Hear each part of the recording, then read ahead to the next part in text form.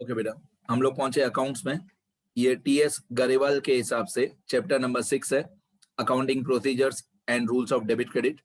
ये आप लोग सम्स वाले पेजेस में लिखोगे। क्वेश्चन नंबर 2, क्वेश्चन 1 मैंने आपको बता दिया।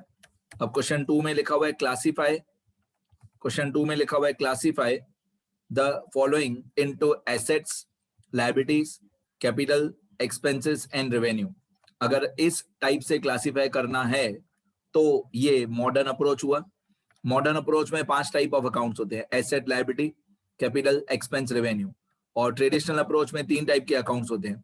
ट्रेडिशनल अप्रोच में होता है personal account, real account, nominal account. Modern approach में ये 5 नाम होते हैं। तो यहाँ पे जो भी नाम दिए हुए हैं, लैंड, इन्वेस्टमेंट, ये पूरा मैंने पहले क्वेश्चन टाइप करके रखा है। Land, investment, building, interest received, salary, bank overdraft, debtors, creditors, bad debts, capital, depreciation, motor vehicles, freight, wages, goodwill, repairs. ऐसे टोटल 16 नाम, 16 नेम्स आपको दिए मैं। आपको बताना है इनमें से कौन सा अकाउंट कौन से टाइप में आएगा। ठीक है बेटा, पहले टाइप पता चलेगा फिर ही डेबिट क्रेडिट पता चलेगा। तो पहले टाइप पता होना जरूरी है। अब ये मॉडर्न अप्रोच है, मॉडर्न अप्रोच ऑफ अकाउंटिंग। उसमें मैंने ये पूरा टेबल बना के रखा है, ऐसा टेबल आपको बनाना है। अब जो इसमें मैंने कॉलम्स बनाए हैं सारे, serial number, name of account, serial number, name of account, type of account, यहां तक आपको एग्जाम में बनाना है। ये जो ब्रीफ एक्सप्लेनेशन का कॉलम है, ये वाला कॉलम एग्जाम में पूछा हो तो बनाना, नहीं पूछा हो तो नहीं बनाना। अभी लिखना सब लोग, अभी सब लोग ये ब्रीफ एक्सप्लेनेशन लिखना, एग्जाम में आपकी चॉइस है। ओके, अब जैसे लिखा हुआ है लैंड, तो आपके पास 5 टाइप्स हैं अकाउंट्स के। तो आपको बताना है कि लैंड इन 5 में से कौन सा है, कि एसेट है या लायबिलिटी है या कैपिटल है या एक्सपेंस है या रेवेन्यू है। इन 5 में से कौन सा है। लैंड क्या है हमारे लिए, लैंड हमारे लिए एसेट है। लैंड का टाइप होगा एसेट अकाउंट। मैं 5 नाम लिख देता हूं आपके नॉलेज के लिए, आपके रेफरेंस के लिए, कि आपके पास 5 ही ऑप्शंस हैं, एसेट, लायबिलिटी, कैपिटल, एक्सपेंस। आपके पास ये 5 ही ऑप्शन है और कोई ऑप्शन नहीं है। दुनिया का कोई भी अकाउंट होगा वो इन 5 में से ही कोई ना कोई एक होगा, कंपलसरी है। इन 5 के अलावा और कोई टाइप पॉसिबल ही नहीं है।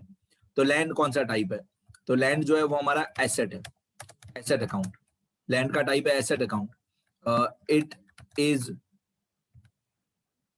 अ tangible asset, it is a tangible asset for our business. ये हमारे बिजनेस के लिए एक बहुत इंपॉर्टेंट फिक्स्ड एसेट होता है, टेंजिबल एसेट होता है। इन्वेस्टमेंट सेकंड नंबर दिया हुआ है। इन्वेस्टमेंट्स भी हमारे बिजनेस के लिए एसेट होता है। हमारे बिजनेस में अगर एक्स्ट्रा पैसे पड़े हों और हम किसी कंपनी के शेयर्स खरीद लें या किसी कंपनी के डिबेंचर्स खरीद लें या किसी कंपनी के बॉन्ड्स खरीद लें, ये हमारे लिए एसेट होता है। तो इन्वेस्टमेंट का टाइप होता है एसेट अकाउंट, और ये भी एक तरीके का टेंजिबल एसेट होता है। अब मैं ये भी बता दूं कि इन्वेस्टमेंट्स के अंदर क्या क्या इंक्लूडेड होता है।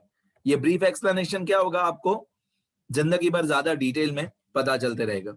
तो मैं ब्रीफ एक्सप्लेनेशन लिखते जाऊंगा तो आपको लाइफ टाइम आगे की मैच्योरिटी आती जाएगी। ऐसे नहीं कि मैंने खाली आंसर बता दिया कि इन्वेस्टमेंट क्या होता है, एसेट होता है, ऐसे नहीं। मैं ज्यादा डिटेल में हर एक चीज बताते जाऊंगा। तो investments include shares, debentures, shares, debentures, securities, bonds purchased by us, purchased by अस, मतलब हमारे बिजनेस में एक्स्ट्रा पैसे पड़े थे और हमने शेयर्स या डिबेंचर या बॉन्ड्स खरीद लिए। इसके बाद लिखा हुआ है बिल्डिंग। अब जो लैंड का रूल होगा वही बिल्डिंग का रूल होगा, जो लैंड का रूल होगा वही बिल्डिंग का रूल होगा। बिल्डिंग हमारे लिए एसेट है।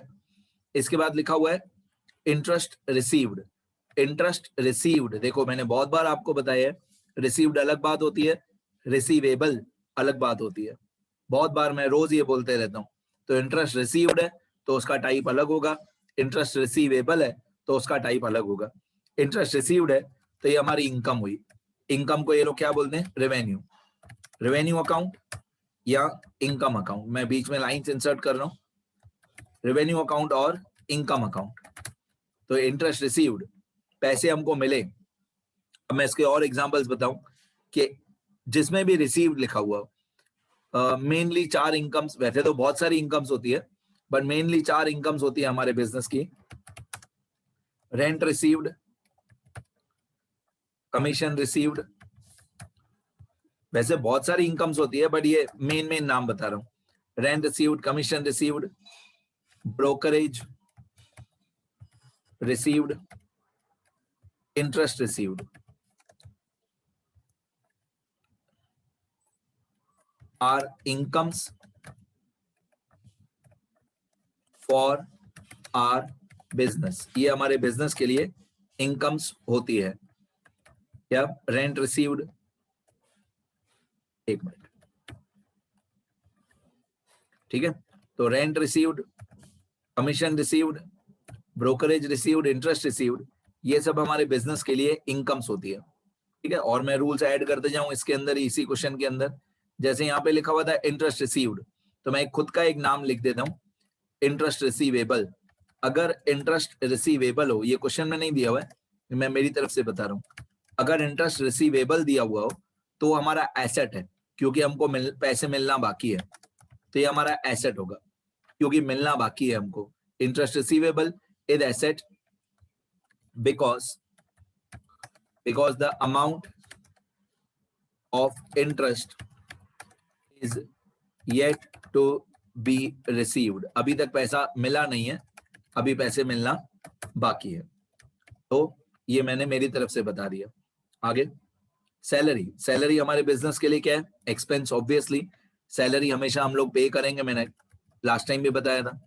तो अगर ट्रेडिशनल अप्रोच हो तो उसके हिसाब से नॉमिनल अकाउंट है, ट्रेडिशनल अप्रोच हो तो नॉमिनल अकाउंट है, लेकिन अगर मॉडर्न अप्रोच हो तो सैलरी हमारा एक्सपेंस है, ये हम लोग पे करते हैं।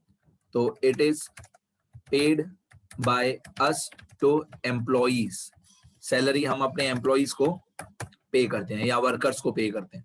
Bank overdraft, obviously bank overdraft हमारी लायबिलिटी है। आपको मैंने शुरू में बताया था जब अकाउंट सब्जेक्ट शुरू किया था, 2 शब्दों में मैंने बताया था, bank overdraft is negative bank balance. What is bank overdraft? It is negative bank balance। अगर हमारा बैंक में बैलेंस होता है तो हम वो पैसे बैंक में से निकाल सकते हैं, लेकिन अगर हमारा बैंक में ओवरड्राफ्ट होगा तो हमको उतने पैसे बैंक को देने पड़ेंगे। The amount is payable by us, तो this amount is payable by us to bank. ये पैसा हमको पे करना बाकी है बैंक को, पेएबल। और जो भी चीज पेएबल होती है वो लायबिलिटी होती है। अच्छा, बैंक ओवरड्राफ्ट के बाद है डेटर्स। डेटर्स हमारे एसेट होते हैं। आपको मैंने बताया डेटर्स एसेट क्यों होते हैं। ये वो लोग होते हैं जिनको हमने गुड्स बेचे हैं और अभी हमको पैसे लेना बाकी है। Goods are sold by us to debtors and the amount is still receivable by us. तो because goods are sold by us to debtors and the amount is yet to be received या amount is receivable by us, ऐसा हमको मिलना बाकी है। तो जो भी रिसीवेबल होता है वो हमारा एसेट ही होता है और जो भी पेएबल होता है वो हमारी लायबिलिटी होती है। अब डेटर्स का उल्टा होता है क्रेडिटर्स। क्रेडिटर्स हमारे लिए क्या है? लायबिलिटी। क्यों लायबिलिटी? ये डेटर्स का उल्टा होता है। क्रेडिटर्स जो है ये डेटर्स का उल्टा होता है। जैसे डेटर्स में होता है goods are sold by us, तो क्रेडिटर्स में आएगा goods are purchase by us. Because creditors liability क्यों है? Because goods are purchased by us from creditors, because goods are purchased by us from creditors and the amount is payable by us। वैसे मैंने creditor की meaning बताई आपको, पर फिर से थोड़ा बहुत छोटा रिवीजन होते जाएगा। क्रेडिटर्स हमारे लिए लायबिलिटी है बिकॉज हमने गुड्स खरीदे हैं क्रेडिटर से और अभी हमको पैसे पे करना बाकी है। इसके बाद है बैड डेट्स। तो बैड डेट्स हमारे बिजनेस के लिए एक लॉस है। बैड डेट्स मतलब क्या? कि हमने किसी कस्टमर को, किसी डेटर को गुड्स बेचे थे, लेकिन वो कस्टमर हमको पैसे नहीं दे रहा है, वो हमारे पैसे खा गया। तो जितना पैसे खा गया हमारा कस्टमर, जितना पैसा वो हमको नहीं देगा, उसको बैड डेट्स बोलते हैं। तो bad debt is a loss, और सारे के सारे लॉसेस का टाइप होता है एक्सपेंस अकाउंट, सारे के सारे लॉसेस का टाइप होता है एक्सपेंस अकाउंट। तो it is the amount not recoverable, it is the amount not recoverable from debtors to whom we sold goods on credit. It is the amount not recoverable from debtors to whom we sold goods on credit. तो amount not recoverable मतलब एक तरीके का loss, और losses का type होता है expense account. यदि लॉसेस हो तो उसका टाइप होगा एक्सपेंस अकाउंट, प्रॉफिट्स हो तो उनका टाइप होगा इनकम अकाउंट। अब बैड डेट्स के बाद है कैपिटल, बैड डेट्स के बाद कैपिटल, कैपिटल का टाइप कैपिटल अकाउंट, कैपिटल का type capital account. It is the amount invested in the business by the owner.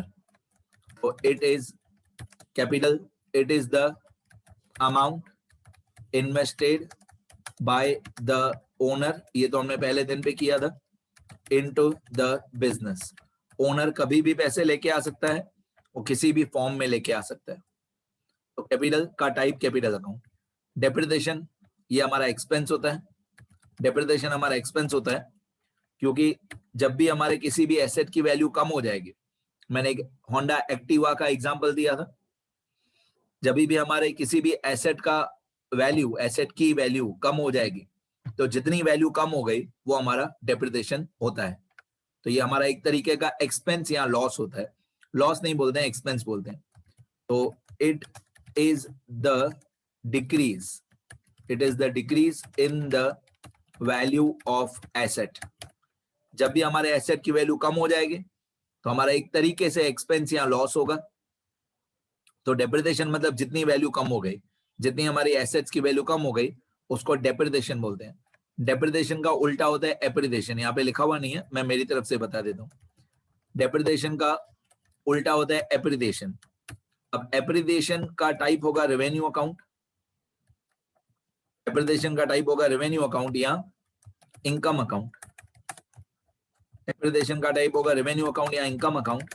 जैसे depreciation is the decrease in the value of asset, तो appreciation is the decrease की जगह पे हो जाएगा increase. Appreciation is the increase in the value of asset. ये question में दिया हुआ नहीं था, मैंने मेरी तरफ से बता दिया। तो डेप्रिसिएशन अगर एक्सपेंस है तो एप्रिसिएशन हमारा इनकम है।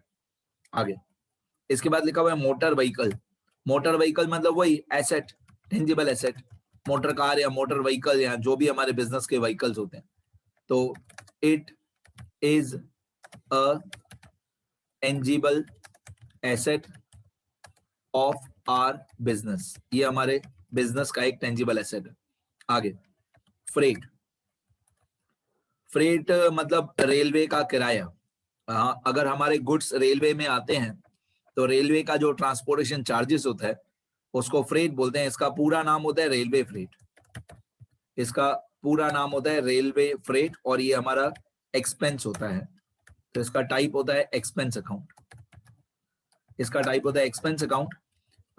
It is the transportation charges, it is the transportation charges paid by us to the railway company. It is the transportation charges paid by us to the railway company. इसके बाद wages है, wages हमारा expense होता है। Wages और salary में क्या फर्क है मैं समझा देता हूं अभी और डिटेल में। ये हमारा एक्सपेंस होता है, वेजेस का टाइप होता है expense. It is the amount paid bye us to paid by us to the workers or laborers of the factory। अब मैं आपको फर्क समझाता हूं कि वेजेस और सैलरी में क्या फर्क है। ऊपर सैलरी था कहीं पे इस क्वेश्चन में, हाँ था, ये फिफ्थ नंबर पे सैलरी है। सैलरी भी हमारा एक्सपेंस होता है, वेजेस भी हमारा एक्सपेंस होता है। मैं बहुत डिटेल में बताता हूं। Salary, it is the amount, salary is the amount paid, salary is the amount paid by us to the employees of office और शोरूम और एडमिन डिपार्टमेंट। एडमिन मतलब एडमिनिस्ट्रेशन, एडमिनिस्ट्रेशन डिपार्टमेंट। तो जो हम अपने ऑफिस के या शोरूम के एम्प्लॉइज को पे करते हैं, it is the amount paid by us to the employees of office और शोरूम और एडमिनिस्ट्रेशन डिपार्टमेंट। जो हम अपने ऑफिस के एम्प्लॉइज को पैसा पे करते हैं उसको सैलरी बोलते हैं। जो हम अपने ऑफिस के वर्कर्स को पैसा पे करते हैं, अकाउंटेंट हो गया, मैनेजर हो गया, इनको जो हम पैसा पे करते हैं उसको सैलरी बोलते हैं। ये भी हमारा एक्सपेंस है। और वेजेस, वेजेस क्या होता है? वेजेस भी हम लोग अपने, वेजेस भी हमारा एक्सपेंस ही है, लेकिन वेजेस हम किसको पे करते हैं? अपने फैक्ट्री के लेबरर्स को या फैक्ट्री के मजदूरों को, जो हमारे लिए प्रोडक्शन करते हैं, जो हमारी फैक्ट्री में मशीन्स पे काम करते हैं, उनको हम वेजेस पे करते हैं। तो फर्क समझना। अभी आपको लग रहा होगा सर दोनों का टाइप तो एक्सपेंस अकाउंट ही है ना, क्यों इतना डिटेल में समझा रहे हो? नहीं, अगर आगे अकाउंटेंसी सब्जेक्ट डिटेल में सीखना है तो आपको पता होना चाहिए कि ऑफिस के वर्कर, ऑफिस के एम्प्लॉइज को हम सैलरी पे करते हैं और फैक्ट्री के लेबरर्स को हम लोग वेजेस पे करते हैं। तो आपको सैलरी और वेजेस का फर्क पता होना चाहिए। सैलरी ऑफिस वालों को, वेजेस फैक्ट्री वालों को पता होना चाहिए। ठीक है। गुडविल, गुडविल तो आपको मालूम है, ये हमारा टाइप होगा इसका एसेट अकाउंट। गुडविल का टाइप होता है एसेट अकाउंट और ये हमारा एक इंटेंजिबल एसेट होता है। It is an intangible asset, ये हमारा इंटेंजिबल एसेट होता है। ठीक है। इसके बाद है रिपेयर। रिपेयर तो एक्सपेंस होता है। कभी कोई बटन टूट गया, इलेक्ट्रिसिटी का बटन टूट गया, कभी कोई वायर खराब हो गई, कभी कोई मशीन खराब हो गई, तो उसका रिपेयर का पैसा पे किया, तो रिपेयर हमारा एक्सपेंस होता है। ठीक है। ये डे टू डे, डेली या हर महीने हम लोग पे करते हैं। तो it is paid by us for the maintenance, you can say maintenance और अपकीप, आप बोल सकते हो मेंटेनेंस या upkeep of our business. You can say business, office या फैक्ट्री, किसी के लिए भी हम रिपेयर पे कर सकते हैं। फैक्ट्री की मशीन के लिए, व्हीकल्स के लिए, ऑफिस के अंदर एसी वगैरह के लिए, ट्यूबलाइट के लिए रिपेयर हम पे कर सकते हैं। तो मेंटेनेंस का खर्चा मतलब रिपेयर। बस इसमें 16 नेम्स ही थे, मैंने सबका टाइप बता दिया। एक बार में आपको एग्जाम में कितना लिखना है? एग्जाम में सिर्फ आपको टाइप वाला कॉलम लिखना है, नेम ऑफ अकाउंट लिखना है और टाइप ऑफ अकाउंट लिखना है। मैं एक बार सिर्फ नेम और टाइप बोल देता हूँ। लैंड, उसका type asset. Investment, type asset. Building, asset. Interest received, revenue. Interest receivable, asset. Salary, expense. Bank overdraft, liability. Debtors, asset. creditors, liability. Bad debts, expense. Capital, capital. Depreciation, expense. Appreciation, revenue. Motor vehicle, asset. Freight, expense. Wages, expense. Goodwill, asset. Repair, expense. एक और नाम बता देता हूं मैं मेरी तरफ से, इस क्वेश्चन में नहीं दिया हुआ था बट मैं मेरी तरफ से बता देता हूँ। एक नाम बता देता हूँ, ड्राइंग्स। अगर कभी ड्राइंग्स का टाइप पूछा हो तो ड्राइंग्स के टाइप में आप कैपिटल अकाउंट ही लिखोगे। अगर कभी ड्राइंग्स अकाउंट आता है तो उसका टाइप कौन सा? 5 ही ऑप्शन है हमारे पास, asset, liability, capital, expense, revenue, 5 ही टाइप है। तो ड्राइंग्स का टाइप कौन सा? ड्राइंग्स का टाइप होगा कैपिटल अकाउंट, क्योंकि ड्राइंग्स जो है वो कैपिटल में से माइनस होता है। It is deducted from the capital. तो ड्राइंग्स जो है वो कैपिटल में थे माइनस होता है। तो ड्राइंग्स का टाइप पूछें तो कैपिटल अकाउंट। तो ये क्वेश्चन में जो नहीं दिए हुए थे उसमें मैं एक ऐसा हैशटैग लगा देता हूं, जो क्वेश्चन में नहीं दिए हुए थे मैंने मेरी तरफ से बताया। अब एक बार मैं स्क्रॉल कर दूंगा सारा, ज्यादा लिख सको आप लोग। ठीक है, एक बार स्क्रॉल करता हूं, सारा लिखना अच्छी तरह, क्वेश्चन लिखने की जरूरत नहीं है, बस आंसर वाला पूरा टेबल बनाना, ब्रीफ एक्सप्लेनेशन अभी लिखना, एग्जाम में नहीं।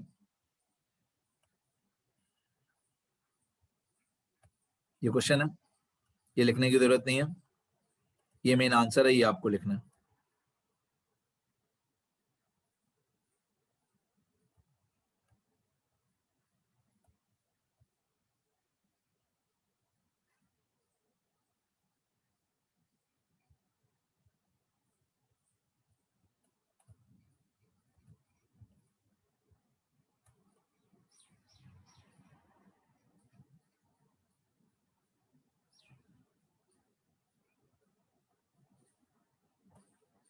ठीक है, इतना लिखो। और कोई डाउट हो तो ये मेरा नंबर है, इस पे कॉल या SMS या व्हाट्सएप करना।